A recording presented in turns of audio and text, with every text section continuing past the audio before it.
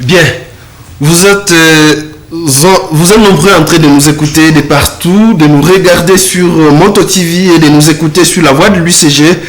Madame, Messieurs, bienvenue à ce nouveau numéro de Talk Edo, votre magazine consacré à l'analyse de l'actualité ayant dominé la semaine.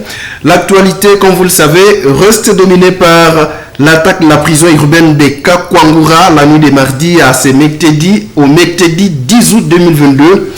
Par des hommes présentés par l'armée comme des rebelles ougandais ADF. C'est une première attaque qui a ciblé la ville de Butembo par ces mouvements terroristes depuis les débuts de ces phénomènes dans la région. Alors, quelle lecture faire de la dynamique du phénomène ADF à cette période où les deux armées, congolaises et ougandaises, sont impliquées dans la traque des rebelles ADF et des autres groupes armés? Pourquoi les choix de la prison centrale de Kakwangura? Voilà les deux principales questions au centre de ce débat. Et pour en parler, je reçois au téléphone depuis Goma, Nikes Kibelebele Oka. Bonjour. Oui, bonjour confrère. Voilà, vous êtes journaliste et écrivain congolais, auteur de plusieurs publications sur les ADF MTM, dont la plus récente, l'État islamique en Afrique centrale, de l'EDF MTM à RDC à Al-Sunnah au Mozambique, ouvrage paru en avril 2022 aux éditions Scribe. Nous serons également avec Maître Vianney Kanzira, juriste et acteur politique, cadre d'IRCD-KML. Il va nous rejoindre à court de cette émission. Nous sommes également avec Luanzo Kassonia. Bonjour. Bonjour. Vous êtes porte-parole et cadre de l'IDPS en ville de Butembo, c'est ce parti présidentiel.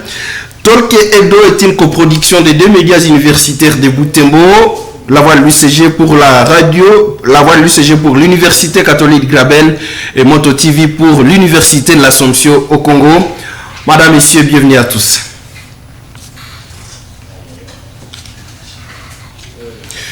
Bien, la prison urbaine de Kakwangura a été la cible d'une attaque de la part des hommes armés identifiés comme des rebelles ougandais ADF. C'était la nuit de mardi à mercredi 10 août 2022. Ils ont cassé les portails de cette maison carcérale, permettant l'évasion de plus de 800 détenus de cette maison carcérale. Dans leur fuite, ils ont également enlevé de nombreux habitants du côté des Momolé. Dans la commune de Wurengera, 3 parmi ces présumés ADF ont été tués après avoir été interceptés par la population et l'armée a présenté d'autres capturés lors de la poursuite de l'ennemi. Quelques otages qui se sont échappés des mains de leurs ravisseurs ont également été présentés à la presse. Alors, je commence par vous, Nikes Kibelebele. Vous êtes journaliste et écrivain, je l'ai dit, vous êtes aussi directeur du Centre d'études et de recherche géopolitique de l'Est du Congo, spécialisé dans les recherches géopolitiques et géostratégiques de la région des Grands Lacs africains. C'est une première attaque ADF contre la ville de Butembo. Comment vous expliquez cette attaque? Merci beaucoup de l'opportunité, je salue les auditeurs. Comment expliquer l'attaque? C'est difficile à expliquer parce que les ennemis ou l'assaillant a le plan de la stratégie, on ne dit pas aux gens. Mais vous l'avez souligné que l'attaque visait la paix, c'est-à-dire libérer certains de leurs qui étaient détenus dans la prison. C'est ça l'explication. Première vue que nous pouvons donner. Donc l'attaque avait pour objectif de libérer certains islamistes MTM qui étaient dans la prison et l'objectif avait été atteint parce qu'ils ont libéré plus de 800 trucs. Alors, de plus en plus, l'ADF se rapproche de la ville de Butembo. C'est une première, comme vous le savez. Ils n'avaient jamais attaqué cette ville. Est-ce que cela explique une sorte de faiblesse de la part des services de sécurité? L'ADF se rapproche de Boko. Ce n'est pas une première. Il y a des gens qui sont qui travaillent avec MTM. Et lors du procès des ADF, ça a été démontré que Boko est une plaque tournante des ADF. Les ADF qui quittent Ouvira, le Chipifo, Goma, pour arriver à Madina, ils traversent, ils arrivent à Butembo, c'est de Butembo qu'ils prennent les bâches pour arriver à Madina. Donc, les MTM vivent aussi dans la ville de Butembo, mais c'est une première comme une attaque, et comme nous l'avons souligné, cette attaque, quelle est l'heure qui était détenue. Là, nous ne savons pas. Ceux en liberté, peut-être qu'ils avaient un grand rôle à jouer, ils ont un grand rôle à jouer dans. C'est pourquoi il fallait bien les libérer. Mais il y a une sorte de solidarité entre les combattants. On ne peut pas laisser l'heure entre les mains de l'adversaire de l'ennemi qui est, dans les cas d'espèce, les FARC. Alors, Nikes, comment expliquer le fait que l'ADF continue à élargir son rayon en dépit des opérations conjointes menées à Béni entre les FARDC et l'armée ougandaise? Les FMTM sont un groupe islamiste. La stratégie qu'ils attaquent, c'est la stratégie de la guerre asymétrique, la stratégie de cloisonnement, la stratégie de la ruse et de la perfidie. Donc, cela n'étonne pas qu'ils puissent être dynamiques. Ils sont en face deux armées qui sont des armées classiques, qui mènent une guerre conventionnelle. Et toute la problématique des armées classiques face à des groupes armés réside effectivement dans le choix de la stratégie et aussi dans le renseignement. Dans les groupes armés, il y a la mobilité, il y a le renseignement qu'ils obtiennent de la population, il y a le cloisonnement, il y a les réseaux dormants et les réseaux actifs. Donc c'est sur base de ces réseaux-là qu'ils mettent à mal les deux armées mutualisées parce que les deux armées continuent dans la logique de la guerre classique. Ici, nous sommes dans une logique de la guerre asymétrique où la ruse prend le dessus sur la force. Voilà. Merci beaucoup, Nikes Kibelebele. On vous maintient au cours de cette émission. Vous êtes en ligne au téléphone depuis la ville de Goma. Alors, le temps pour moi de me tourner du côté de Vianney Kanzira. Maître Vianney Kanzira, cadre d'IRCD-KML. Bonjour. Bonjour, monsieur le journaliste. Je salue les co-débatteurs et tous les téléspectateurs. Voilà, vous venez de suivre votre premier co-débatteur, Nikes Kibelebele, journaliste et écrivain congolais. Il vient d'expliquer comment l'ADF a pu, ou pour ce qui a pu avoir motivé cette attaque de l'EDF contre la ville de Butembo. Mais de votre côté, quelle est votre compréhension de cette attaque? Merci beaucoup de la question. Je pense que comme toute la population de Butembo, nous sommes très surpris de vivre une telle attaque. C'est une première que les ADF attaquent une prison. Et dès le départ, il y avait beaucoup de questions qu'on se posait. Est-ce que ces gens venaient libérer les leurs? Est-ce qu'ils venaient prendre en otage ces prisonniers pour les recruter dans leurs activités terroristes? Autant de questions pour lesquelles on n'a pas encore suffisamment de réponses. Et aujourd'hui, le fait qu'on peut attaquer une prison au cœur de la ville, je pense qu'il y a une urgence. Il y a une urgence d'armer la population, de former la population aux techniques d'autodéfense. On n'est pas protégé, il faut le dire. C'est extrêmement grave qu'un groupe de gens viennent opérer. Nous avons même suivi les vidéos dans les réseaux sociaux. Bien sûr, on ne sait pas si c'est authentique ou si c'est comment, mais si ces vidéos sont authentiques, vous comprenez que l'ennemi opère à toute quiétude. Il donne l'impression qu'il a les assurances qu'il ne sera même pas inquiété. Et c'est vraiment extrêmement grave. Comme on le disait à un moment, est-ce que l'ADF ce n'est pas un arbre qui cache quelque chose? Est-ce que quand on dit ADF, est-ce qu'il n'y a pas derrière quelque chose contre la population, quelque chose qui se trame contre la population? Franchement, ce qui s'est passé, c'est inadmissible, c'est inacceptable, c'est incompréhensible. Et je voudrais que le condébatteur Nikes soit beaucoup plus précis et qu'il serve même à la justice. Lorsqu'il affirme que les ADF ont leurs collaborateurs à Butembo, cette affirmation est extrêmement grave, mais aussi importante. Il doit nous dire ces gens-là. Nous devons, parce que lui les connaît visiblement. il dit leurs collaborateurs sont dans la ville. Eh bien, il faut qu'ils nous les citent. Qu'ils nous les citent et que ces gens-là comparaissent. Finalement, qu'on arrête ce cycle infernal dans lequel nous sommes plongés depuis maintenant plus de environ 10 ans. C'est pas normal. C'est pas normal qu'un groupe supposé être une menace contre l'Ouganda soit maintenant une menace contre la République démocratique du Congo. C'est incompréhensible. Et que M. Nikez, cette fois, qui nous aide à dévoiler l'identité de ces gens-là qui collaborent en ville de Butembo avec ces terroristes MTN. Mais, monsieur le journaliste, ce que nous vivons, c'est inacceptable et les responsabilités doivent être établies.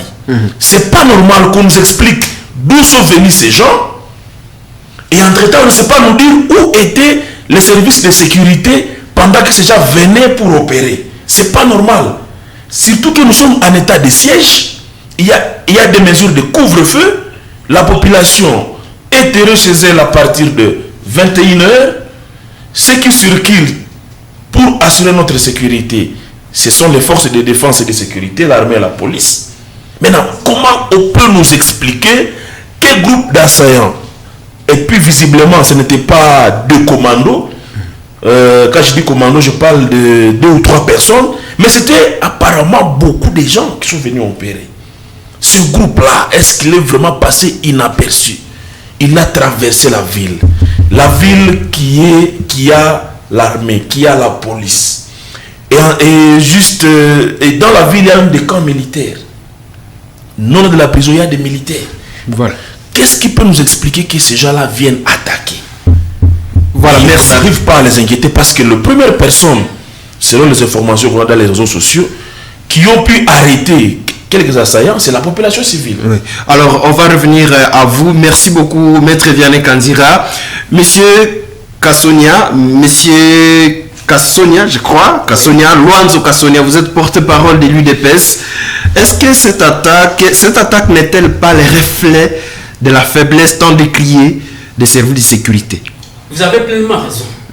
Il est tout à fait anormal et incompréhensible que plus de 80 hommes armés, des terroristes XF, selon la version de l'armée, investissent une prison centrale de Butembo qui est garnie, qui est en fait cernée des positions FARDC, des positions PNC. Nous avons notamment l'état-major de la police nationale congolaise.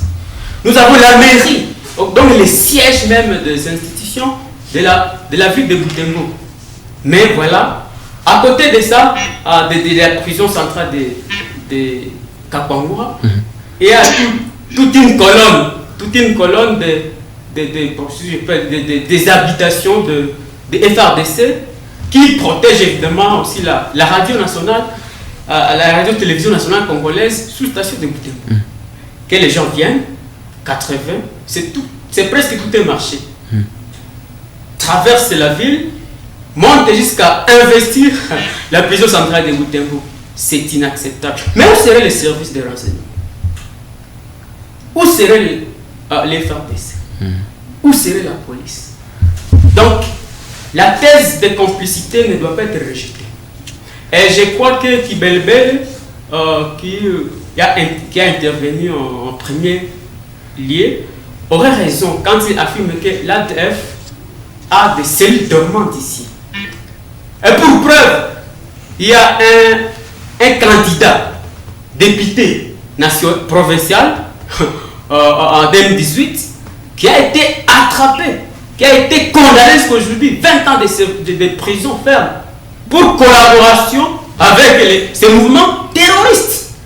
Il était candidat député provincial en ville de Butembo. Je ne saurais pas citer son nom ici par besoin par déontologie. Vous les connaissez très bien, vous êtes censé être à l'affût de l'actualité, maître. Alors, candidat député provincial ici en ville de Butembo a été condamné 20 ans dans une affaire de collaboration, de participation à ce mouvement terroriste.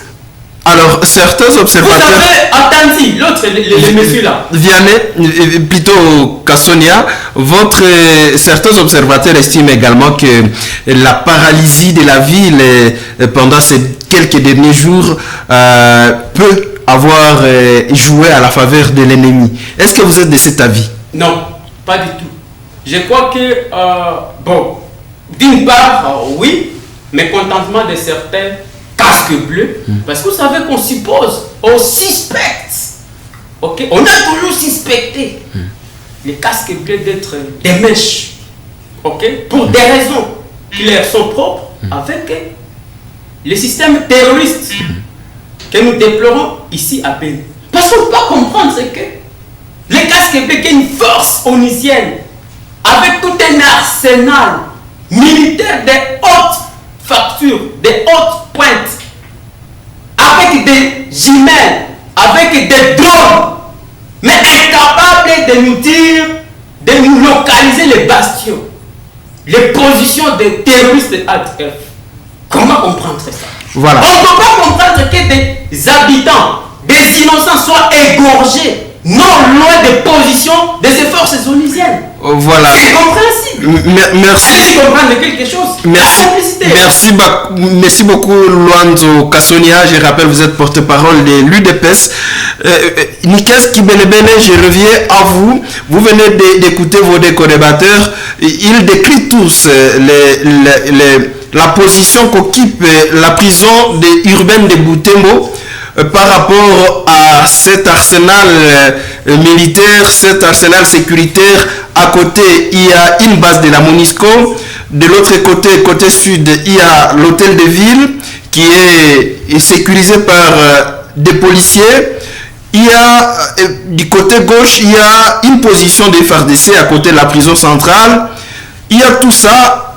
Et puis à haut, il y a la radio-télévision nationale congolaise qui est également gardée.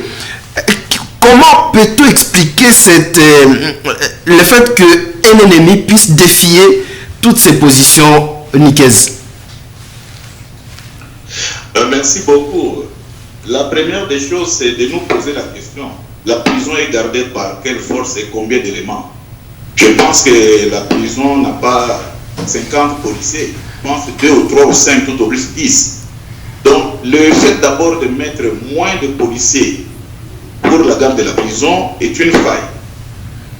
Et toutes les positions que vous citez, ils n'ont pas pour mission de garder la prison. Voyez les effectifs qui gardent la prison, ils sont en nombre de combien pour comprendre. Parce que dans tout ce que nous disons aussi que notre armée a un problème d'effectifs et que les groupes armés, s'ils avaient adhéré à l'armée nationale, nous aurions un grand effectif. Ça, c'est une parenthèse. Nous sommes dans une guerre asymétrique, je le répète. L'ennemi a des réseaux, il travaille par réseau, il a de relais. Il entre dans la ville, il a préparé la stratégie. Et il a réussi à libérer ceux dont il avait ceux pour qui il est venu. Il l'a fait. Et effectivement, dans la stratégie, c'est comme dans les matchs de football, on gagne par les erreurs des autres. Donc, la sécurité a failli. La sécurité n'a pas pris en compte le danger que représente la population. On peut plus sécuriser la mairie que de sécuriser la prison, plutôt pas la population, mais la prison. Donc, ce qui est arrivé, c'est normal. Normal, dans une situation, on pourra dire même anormal. Ça s'est passé beaucoup de fois à Béni. Et c'est le même mode opératoire. Les islamistes arrivent, ils libèrent la prison, ils font avec tout le monde. Ils n'ont pas tué des gens dans la prison. Ils n'ont pas tué des prisonniers FARDC, ils n'ont pas tué des prisonniers, comment dire, de vol simple, ils n'ont pas tué des maïmaï, ils ont libéré tout le monde. C'est un défi qu'ils ont lancé à l'État congolais. Donc, leur objectif, c'était de libérer. Maintenant, nous devons savoir, les gens qu'ils sont venus libérer, quelle importance ils occupent dans le rang des FTF. Donc, c'est ça le vrai problème. Voilà.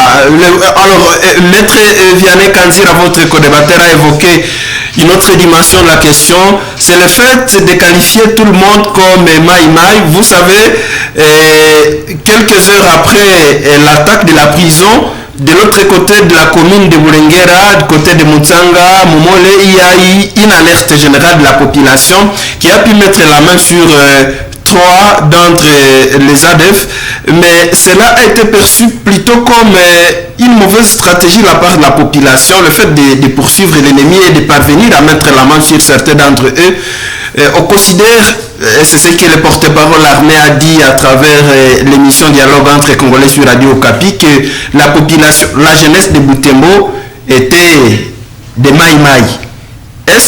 Comment expliquer cela?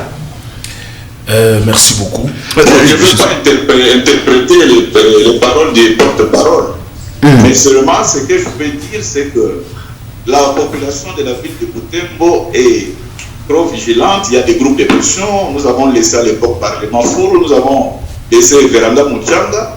Nous savons aussi qu'ils ont l'habitude de poursuivre l'ennemi à main nue. Nous connaissons l'histoire de Maître où la Véranda Muchanga est allée chercher des ADF en pleine forêt, main nue. Alors la question aussi, nous pouvons renverser la question. La ville de Butembo est sécurisée par des groupes de pression. Ils sont convaincus que l'État ne fait rien. Où étaient ces groupes quand l'ennemi est entré? Et comment le groupe n'a pas attaqué l'ennemi? Le groupe n'a attaqué l'ennemi que quand l'ennemi s'est retrouvé dans la zone. C'est des questions qu'on peut se poser. Alors Nikel,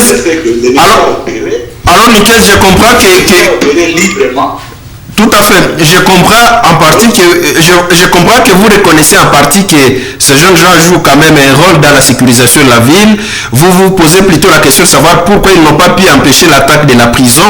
Mais pourquoi les services de sécurité ne peuvent pas capitaliser cette opportunité? Moi, je ne reconnais pas que ces jeunes gens jouent un rôle. Ils nous disent qu'ils sécurisent la ville mieux que les services. Moi, je ne peux pas leur reconnaître qu'ils jouent un très bon rôle.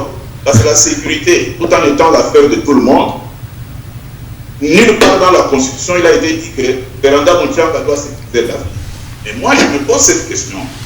Ceux qui se tardent d'être mieux outillés que l'État congolais, où étaient-ils quand l'ennemi est entré et quand l'ennemi est ressorti? Où étaient-ils? C'est la question que je me pose aussi. Mais moi, je ne suis pas d'accord que les groupes de pression sécurisent la ville. C'est l'État qui doit sécuriser la ville, tout en reconnaissant que la sécurité est l'affaire de tout le monde. Voilà, merci beaucoup Nikes Kibelbel, on vous garde encore. Maître Vianney Kanzira, vous allez réagir à ce que vient de dire Nikes Kibelbel, mais également cette question, certains observateurs estiment que l'attaque de la prison centrale de Kakwangura a été également rendue possible grâce à ces journées villes mortes qui ont été décrétées peu avant cette attaque, que cela aurait joué à la faveur de l'ennemi. Quelle est votre réaction? Bon, moi je pense que ça c'est un prétexte pour justifier la faiblesse de l'État dans ses missions régaliennes de sécuriser les biens, les personnes ainsi que leurs biens. Le fait que les gens aient pu manifester, le fait qu'il y ait des villes mortes, je pense que c'est l'exercice des droits constitutionnels. Les gens ont le droit de manifester. Ils ont le droit de manifester. Et cela ne justifie pas la faiblesse ou l'inattention des services de sécurité. Donc ça c'est vraiment un prétexte, c'est un argument qui ne tient pas debout. Ce n'est pas parce que les gens ont manifesté qu'on peut justifier que l'ennemi en a profité, non. Ça c'est un prétexte. Moi je vous dis, lorsqu'on vous dit que ces gens sont venus de telle part, même leur nombre, on arrive à le donner. Je pense que c'est quelque chose d'extrêmement grave et qu'on doit exploiter. Comment nos services ont pu compter ou estimer ces gens-là? Il faut qu'ils nous répondent à ça. Ils sont venus, on a parlé de Moalika. Je ne sais pas si ça combien de kilomètres de Butembo. Une cinquantaine de kilomètres. Une cinquantaine de kilomètres de Butembo. Ils sont venus de là. Nous savons tous qu'il y a beaucoup de barrières pour rentrer, pour se déplacer d'un point à un autre quand on est au pays. Donc, ils sont venus de là, 80 personnes, ils viennent, ils attaquent. Et je vous l'ai dit, nous sommes en état de siège. Et quand on dit état de siège, il y a des mesures de couvre-feu. C'est pour répondre aussi à Nikes, que peut-être les jeunes qui pouvaient alerter étaient terrés chez eux à la maison à ce moment-là. Parce qu'à Butembo, à partir de 21h, il n'y a plus de circulation à principe des civils. Tout le monde va rester chez lui et respecter la mesure de l'état de siège. Alors, où était-il? À la maison. Ce n'est que le matin qu'ils se sont réveillés. Après l'audition des coups de feu. Ils ont essayé un peu de faire ce qu'ils ont pu faire. Donc, on ne peut pas justifier les villes mortes. On ne peut pas dire que les villes mortes justifient l'attaque de la prison. C'est absurde. Donc, c'est dont nous avons besoin. Qu'on nous dise comment on a pu compter ces enseignants. Qu'on nous explique où étaient nos services de sécurité. Mais entre nous, pourquoi il n'y a pas de politique de sanctions dans ce pays? Mais ces gens-là, ils ont échoué à sécuriser la ville. On devait les remplacer. À commencer par tous les Sénégalais. On devait remplacer tous ces gens-là. Mais aussi, tu as posé une bonne question. Pourquoi on n'arrive pas à capitaliser la force de cette jeunesse? Est-ce qu'on ne peut pas former cette jeunesse-là, l'encadrer officiellement et la mettre à la disposition de l'État ici chez nous? Parce que nous sommes en train de mourir. Chaque jour, nous sommes en train de mourir. Pourquoi ne pas former cette jeunesse d'ici qui est prête à mourir pour défendre ses terres, pour protéger, pour se protéger? Pourquoi ne pas capitaliser ça? Si aujourd'hui, la petite Ukraine peut résister à la Russie pendant tout ce temps, c'est parce que le président a dit tout le monde prend les armes. Que ceux qui sont en mesure de défendre l'État prennent les armes. Mais pourquoi chez nous on ne sait pas le faire? Parce que tous on a besoin d'être réformés. Tous on a besoin de défendre notre pays. Mais pourquoi chez nous, quand on vous demande qu'on vous donne les armes, on vous traque? J'ai vu des jeunes de la Lucha, d'autres groupes de pression, qui ont réclamé la formation, qui ont réclamé les armes. Mais la réponse, sont des arrestations. Mais je pense qu'on doit maintenant réfléchir, on doit prendre la question très au sérieux, parce que ça c'est plus que sabotage. Ça c'est cracher, c'est minimiser même donc c'est un manque du respect au service de sécurité. Merci. Moi je comprendrais si c'était des commandos, 4 ou 5 personnes suffisamment forts, suffisamment armés, qui viennent attaquer la prison, comme on voit dans des films. Mais lorsque plus de 80 personnes peuvent déambuler dans une ville, aller attaquer la prison et se retirer calmement, comme on a vu dans les vidéos, je pense que ça doit nous interpeller et on doit prendre des mesures conséquentes. C'est inacceptable. Oui, avant de donner la parole à Kassonia, brève réaction, M. Nikez. Il vient de répondre à votre inquiétude, celle de savoir pourquoi les jeunes n'ont pas pu empêcher l'attaque s'ils sont réellement là pour la sécurité. Merci beaucoup. Je salue Maître. Je dis simplement ceci.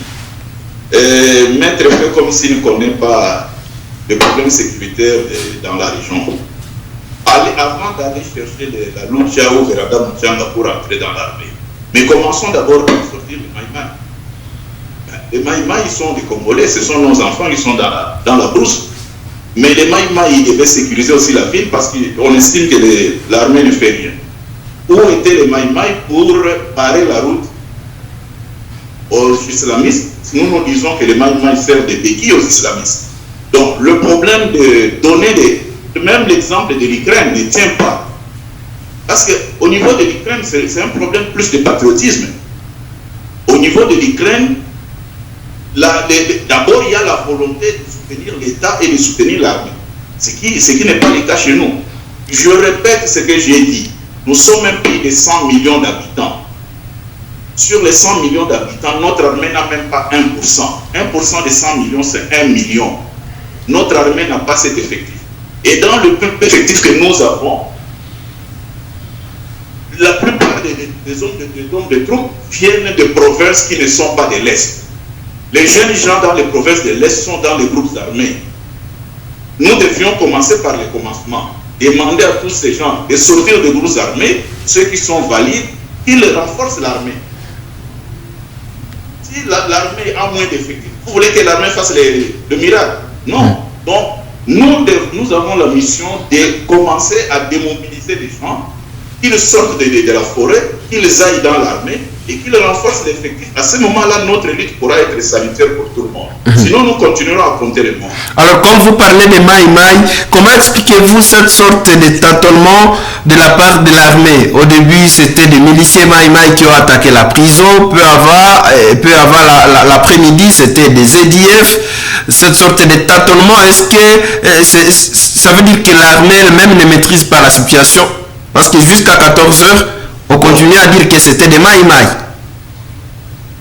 Comme je l'ai dit, je ne suis pas le porte-parole de l'armée pour interpréter, mais j'ai dit seulement ceci. Nos investigations ont démontré que les Maï étaient des béquilles, des ADF. Ça, c'est inévitable. Quel rôle ont-ils joué? Les armes, certaines, s'il vous plaît, certaines armes qu'on a retrouvées, il est bien écrit État islamique référent. C'est écrit en arabe. Ceux qui connaissent l'arabe, ils peuvent traduire. C'est écrit État islamique restant. Et certaines armes qu'on a retrouvées. Et enfin, l'État islamique a revendiqué l'attaque. Donc, les choses sont claires. Qu'ils soient Maï ou qu'ils soient ADF, s'ils sont ensemble dans une coalition contre nature, ils vont opérer librement. Ça, ce n'est pas une surprise, puisqu'ils le font régulièrement. Mon ami de l'UDPS a donné l'exemple. Soit ce sont les Maï qui attaquent la prison à Béni et Libé et les ADF et les Maï, soit ce sont les ADF qui attaquent Libé et les ADF et les Maï. C'est un jeu que tout le monde connaît. Merci beaucoup, Nikez Kibelebele. Réaction, M. Kassonia, Luanzo Kassonia, porte-parole de l'UDPS. Bien, en fait, je remercie quand même l'argumentaire des maîtres Kanzira, quand il s'insurge contre en fait une certaine mollesse ou incapacité ou sinon négligence des services de sécurité et de défense pour défendre la ville. Il y a aussi les journalistes, Nikez Kibelebele, qui présument, c'est une présomption en fait, que les Maï serviraient de béquilles ou seraient des supplétifs de Il affirme. Il affirme. Il affirme, mais nous croyons qu'il a suffisamment de preuves.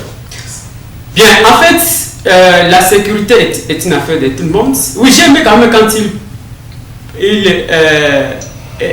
exhorte ou il propose que nos frères qui sont dans la brousse à bien vouloir venir renforcer les effectifs de l'armée. S'ils sont réellement là pour la cause de la nation. Mais s'ils sont là pour la cause autre que celle de la nation, bon, il aura raison d'affirmer que les groupes Maï serviraient de béquilles aux terroristes. Je pense qu'ils ont joué un rôle dans l'attaque de la prison. Bien, c'est à prendre avec beaucoup plus de prudence. Mais sinon, c'est pas normal que ceux qui se disent Congolais, qui ont pris des armes pour des raisons, parce que principalement ou globalement les Maï disent qu'ils... Alors je vous relance sur une autre question. De défendre. Je vous relance sur une autre dimension. La question soulevée par Vianney Kanzira, c'est celle de l'impunité. Il y a des autorités de la ville qui sont là, la ville a été attaquée, mais il n'y aura rien peut-être qui sera fait. C'est en fait quelque chose... Vous êtes au pouvoir, vous avez décrié la même impunité de la part du régime de votre prédécesseur. Aujourd'hui, ça se répète, ça semble se répéter, disons. Mais vous savez qu'il est hasardeux ou il est exagéré de dire que l'impunité, nous avons combattu l'impunité, nous avons combattu pour l'état des droits. Vous avez des DG, il y a des gens qui se pensaient, qui s'estimaient des intouchables dans ces pays, mais qui croupissent dans la prison. Je crois qu'il y a aussi une certaine, sinon complaisance, au niveau de la justice militaire. Je crois qu'avec, consécutivement à cette attaque de la prison centrale de Butembo, l'auditeur général devrait s'activer pour essayer de chercher à pénétrer à fond, établir même les responsables. Mais jusque-là, aucune interpellation. Responsables des services de sécurité de la ville. Commençant d'abord par président du comité urbain de sécurité de la ville, qui est le maire des secours policiers. Ok? Maître Ganzira dit non, c'est pas bon. S'il vous plaît, Nicaise, s'il vous plaît, Nicaise, il y a des bruits qui sortent de vous. Il y a des bruits qui viennent de là. S'il vous plaît, vous allez essayer de garder le calme jusqu'à nous permettre de chuter. Je ne vous suis pas bien. Oui, donc il y avait des bruits qui sortaient de votre téléphone qui ne permettaient pas une bonne évolution du débat. On est en train de chuter dans les débats, on va passer à la conclusion. Permettez, s'il vous plaît, de chuter. Vous aviez la parole. Oui, évidemment, comme Kanzira l'a dit, il y a un problème d'impunité, surtout celle de l'armée. Mais le pouvoir en place est en train de faire des efforts pour essayer de mettre fin à cette impunité. Vous savez, il y a des officiers. Il y a des officiers qui ont été condamnés au niveau de Bunia. Il y a des officiers qui ont été attrapés à Beni, à Goma, pour trafic de munitions, pour détournement même de la solde des militaires. Il y a eu des arrestations, oui. Il y a eu des condamnations. C'est un pas qu'il faut savoir s'allier. Mais c'est concerne l'attaque. Alors, oui, rapidement, oui. Parce que je dois redonner la parole à Maître. En tout cas, il y a une défaillance. Il faut le dire, la main au cœur, et une défaillance au sein des services de sécurité de la ville. Vous savez, nous avons l'ANR qui est très active dans la recherche des petites infractions, de grossesses dans des quartiers, dans des cellules, des dettes, on sait qui est auteur de telles grossesses, on sait qui doit combien à qui, mais l'avenir a stoppé une bande de 80 assaillants terroristes. L'ANR a été incapable. Alors c'est donc la défaillance de votre régime en même temps. C'est la défaillance. Écoutez, nous ne mâchons pas les mots. Nous ne mâchons pas les mots. Nous ne sommes pas de cette école de complaisance. Il y a une défaillance dans les chefs du comité, ok, de sécurité de la ville. Voilà, donc, les responsabilités, comme l'a dit Kanzira, les responsabilités doivent être établies. Merci. Et nous, à notre part, IDPS, nous avons déjà fait un rapport à qui détruire. Merci beaucoup. Maître Vianney Kanzira, qu'est-ce qui doit être fait au stade actuel? Quels sont les risques que court la ville? Comment faire pour empêcher d'éventuelles nouvelles attaques? Merci beaucoup de la question. Rapidement, je dis que ce qui doit être fait, c'est notamment des patrouilles mixtes entre des volontaires et l'armée et la police. Il faut qu'il y ait des patrouilles mixtes, des jeunes qui sont prêts à sécuriser la ville et qui les fassent avec l'armée et la police. Mais également, il y a une urgence de former la population du Grand Nord aux techniques d'autodéfense. Parce que toutes les fois que nous voyons des images de personnes machetées, massacrées, ça nous fait très mal. On se dit peut-être que si ça veut se défendre, ils peuvent peut-être être tués, mais au moins, avant d'être tués, ils peuvent aussi achever un ou deux assaillants. Ça peut équilibrer le rapport de force sur le terrain. Donc, on ne nous abandonne pas à notre triste sort. Parce que ce qui s'est passé ici, c'est un acte de terreur. Ça fait peur à tout le monde. Parce que tout le monde se dit, si la prison censée être sécurisée peut être attaquée si facilement, permettez-moi de le dire, si facilement, maintenant, nous les simples citoyens, on n'a même pas de petite clôture chez nous, il n'y a même pas de gardien, il n'y a même pas de police à la porte. Qu'est-ce qui peut nous arriver? Donc, c'est un acte terroriste. D'ailleurs, je pense que le gouvernement devait le dire ainsi, officiellement, et qu'on prenne des dispositions idoines, des dispositions nécessaires pour empêcher que cela ne se reproduise plus jamais. Parce que nous en avons la possibilité, c'est une question de volonté. Moi, je l'ai toujours dit, et je le répète encore, si les gens ont échoué, pourquoi on n'arrive pas à les sanctionner? Il y a aussi un autre élément très important. Il y a des rapports d'experts qui ont cité des individus qui seraient impliqués dans la défaillance même du système sécuritaire de ces pays. Pourquoi on n'ouvre pas des enquêtes, on n'ouvre pas des procès publics pour qu'ils soient confrontés à ces rapports-là? Pourquoi on laisse faire? Ça coûte quoi à ceux qui ont le pouvoir de changer tous ces gens qui sont ici. Tous ces militaires qui sont cités. Parce que, ça, je ne suis pas d'accord avec M. Niquez. Lorsque maintenant, il nous évoque un problème d'effectif de l'armée. C'est un problème qui a toujours été évoqué plusieurs fois. C'est vrai, peut-être que ce n'est pas 1 million, mais pour sécuriser cette zone ici, ce n'est pas un très grand espace. Là où se passent les tueries, ce n'est pas un très grand espace. Donc on peut prendre des unités qui sont, je ne sais pas, à Kananga, qui sont, je ne sais pas, à Bagolite, qui sont, je ne sais où, on peut les concentrer ici. Et les troupes qui sont ici depuis 2014, admettons qu'ils sont fatigués, on peut les remplacer par de nouvelles unités qui est une nouvelle énergie sur le terrain. La chaîne de commandement, qu'on change ça, qu'on sente quand même qu'il y a la volonté. Parce que, je vois même, il a évoqué le cas du football. Tous nous aimons le football. Quand un joueur ne fait rien sur le terrain, on le remplace. Quand on sait que tel ne donne pas, même s'il peut avoir la réputation d'être le meilleur, on le retire, on met quelqu'un d'autre. Donc je pense que c'est ça ce qui doit être fait, qu'on essaie un peu de changer la chaîne de commandement. Que ceux qui sont cités pour avoir fait telle ou telle autre chose, qui soient déférés devant la justice, s'ils seront acquittés, tant mieux, mais s'ils ne sont pas acquittés, qu'ils répondent de leurs actes. Parce qu'il y a trop de morts. Il y a trop de morts, et je dirais même que ces génocides-ci, nous devons vraiment l'arrêter. Ouais, merci beaucoup. Oui, vous allez... Monsieur Niquez Kibelbel, vous veniez de partir, vous veniez de couper votre ligne téléphonique et heureusement que vous avez repris, merci. Alors, qu'est-ce qui doit être fait pour que pareille situation ne se reproduise? Il faut renforcer la sécurité par le renseignement dans le mariage entre les populations et les services. Merci. Renforcer, vous n'avez toujours pas répondu à ma question. Pourquoi ne pas capitaliser ces initiatives de jeunesse qui prennent un élan à Butembo, ces initiatives d'autodéfense? Il est parti, Niquez est parti. Monsieur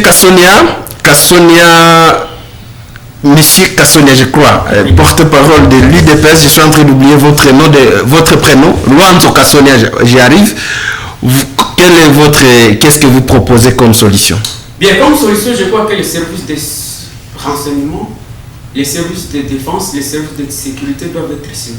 Ils doivent en fait capitaliser, cet élan patriotique de nos jeunes qui s'adonnent, à la sécurisation de la ville pour essayer un peu de nous éloigner de ces mouvements terroristes ou de toute cette insécurité qui entoure la ville de Butembo. Vous savez que nous sommes sous état de siège, nous sommes aussi sous mesure de couvre-feu, mais il est inconcevable qu'il y ait plus de 80 braquent la prison qui est censée être hautement sécurisée parce qu'elle héberge des terroristes. En tout cas, les services de sécurité, franchement, la manière doivent se remettre en cause. Voilà, merci. Alors, à ce moment même, du côté de Kangote, il y a des chauffourées, il y a un véhicule 2, on parle même de 3 véhicules de la police, 3 jeeps de la police qui viennent d'être incendiés. Est-ce que cela ne corrobore pas des affirmations du porte-parole des FARDC qui a confirmé qu'il y a plein de maïmaï à Butembo? Bien, je crois que le porte-parole a tenu des propos irresponsables. D'abord, c'est grâce même à la vigilance de ces jeunes que nous sommes parvenus à neutraliser 3 terroristes. Tu aurais pu dire que nous sommes parvenus à éviter l'attaque? Ah non, neutraliser s'il vous plaît. 3 EDF avec des armes. Des armes qui ont été remises à qui? À l'autorité urbaine. Mais pourquoi cette agitation du côté de... Mais pourquoi les propos du porte-parole? C'est ce qui est à la base de ces soulèvements? Mais en tout cas, ça serait l'élément déclencheur. Parce que, comment comprendre que les mêmes villes qui remercient la bravoure de la jeunesse de Butembo, pour avoir neutralisé des terroristes, 3 terroristes, et avoir remis des armes que l'armée a récupérées, ça honte, et puis dire non, Butembo, la jeunesse de de Boutembo est affiliée au groupe. Des groupes de pression qui sont composés uniquement de Maïmaï. Ça veut dire quoi? Ça veut dire quoi finalement? Moi, c'était une façon peut-être de bien vouloir occulter la faiblesse. Mais à vous entendre parler, la négligence, vous justifiez ce qui se passe maintenant là à Kangot. Non, écoutez, on ne peut pas résoudre la violence par la violence. Non, j'en appelle d'ailleurs à la responsabilité de ces jeunes. Ils sont braves, ils aident à la sécurisation de la ville. Conformément par l'article 63 de la Constitution, demande à tout Congolais, ok, exige à tout Congolais de protéger son pays. Et voilà, la jeunesse est en train de s'activer dans la protection de la ville, mais qu'on capitalise quand même cet élan patriotique, au lieu de tenir des propos de nature et même à dissoudre ou à rompre ces mariages qui doivent être entre la population et les services de renseignement. Merci. Monsieur Vianney Kanzira, Maître Vianney Kanzira, votre commentaire par rapport à ce qui se passe maintenant du côté de Kangot. Oui, ce qui se passe, c'est quelque chose de très grave. Parce qu'il y a mort d'homme, il y a incendie de biens. Et comme on dit les contrebatteurs, la violence ne peut qu'engendrer la violence. Il faut qu'on trouve d'autres mécanismes de résolution de nos conflits. Parce que quand on tue comme ça des policiers, qu'on incendie leurs biens, je pense que personne ne peut se réjouir de cela. S'il y a des revendications légitimes, il faut qu'on arrive à les canaliser. C'est à cela aussi que moi j'interpelle les députés nationaux qui se confondent à cette jeunesse-là. Les députés sont élus pour siéger au Parlement, pas pour faire des marches dans la rue. Parce que maintenant on ne sait plus distinguer qui est député et qui est simple citoyen. Nous avons des gens qui sont plus actifs dans les réseaux sociaux, dans la rue, et quand il faut parler au Parlement, quand il faut faire des propositions de loi, quand il faut faire des choses intéressantes pour ce pays, ils sont bouche cousue. Si vous les voyez parler, c'est juste pour chercher des petites vidéos pour embrouiller les gens qui prennent parfois la parole au Parlement. Mais on ne les sent pas dans les débats. On ne les sent pas dans les propositions. Donc, et que la jeunesse quand même tire les leçons. On ne vote pas quelqu'un pour venir marcher avec nous ici, non. Nous votons quelqu'un pour nous représenter. Représenter nos revendications. Un député qui va réclamer le départ de la MONUSCO dans la rue ne connaît pas sa place. Il doit créer les débats à l'Assemblée nationale parce que c'est ça au travail. À quoi il est différent de moi qui ne suis pas député, qui peut marcher avec les jeunes dans la rue? Non, honnêtement, c'est tout à fait irresponsable. C'est même une faute de responsabilité. Comment tu vas fuir le Parlement, tu es dans les réseaux sociaux, tu racontes ce qui se passe? Écoutez, on n'a pas besoin de ça. Soit carrément tu quittes le Parlement, tu restes dans la rue, soit tu fais le travail comme parlementaire. On ne peut pas évaluer des députés parce qu'il a mobilisé la jeunesse. Non. Si ce travail c'est de mobiliser la jeunesse, eh bien qu'il démissionne, qu'il reste dans la rue. Et qu'on envoie des députés qui peuvent faire des propositions de loi, qui peuvent initier des choses pour changer notre vécu quotidien. Donc à ce niveau-là aussi, il faut continuer de responsabilité. Voilà, merci beaucoup Tokebdo, c'est terminé pour aujourd'hui. Une brève parole, monsieur Kassonia. Merci infiniment, j'épouse complètement les derniers propos de mon estimé débatteur et maître Kanzira. Vous savez, nous avons aussi un problème d'éducation électorale en vue de Boutembo. On élise des farceurs, des gens qui savent, ok. Je vous ai en fait donné la parole pour conclure l'émission. Nous parlons de l'attaque de la police centrale. Des représentants au niveau de la ville de Boutembo, des députés, pour qui nous avons donné nos voix. Conclusion. En conclusion, je voudrais appeler chacun en ce qui les concerne à la responsabilité. Que les services de défense, de sécurité de la ville s'activent, fassent preuve de sagacité et que la jeunesse, qui est une étoile montante de la ville de Boutembo, qui est de la sécurité de la ville, soit aussi responsable. On ne peut pas résoudre la violence par la violence. Donc ce que vous venez de faire là, en tout cas c'est condamnable. Ayez vos apaisements. Si vous avez évidemment des revendications légitimes, vous pouvez les canaliser. Et vous avez vos honorables qui sont là. Ce sont des gens qui sont censés vous défendre au Parlement. Et non, c'est déambuler dans la rue avec des torses nus. Non, merci. C'est déshonorable. Merci beaucoup, Talk Hebdo. C'est complètement terminé pour ce vendredi. Merci à vous tous de nous avoir regardé à travers Moto TV et de nous avoir suivis à travers la voie de l'UCG. Nous étions sur ce plateau avec Nikes Kibelebele qui était au téléphone depuis Goma. Merci beaucoup à Nikes qui est intervenu depuis Goma. Maître Vianney Kandira, cadre de DRCD-KML, merci d'être venu. Nous vous avons pris d'ailleurs à pied levé. Merci beaucoup. C'est moi qui vous remercie. Merci beaucoup Kassonia, Luanzo Kassonia, porte-parole de l'UDPS à ville de Butembo. Merci également de votre. Voilà, Talk Hebdo, c'est une coproduction des deux médias universitaires de Butembo, Moto TV pour l'UAC et la voix de l'UCG pour la radio de l'université, plutôt la voix de l'UCG pour l'université catholique Gaben. Merci à vous tous et à la prochaine. Merci. Est-ce que je n'en veux pas le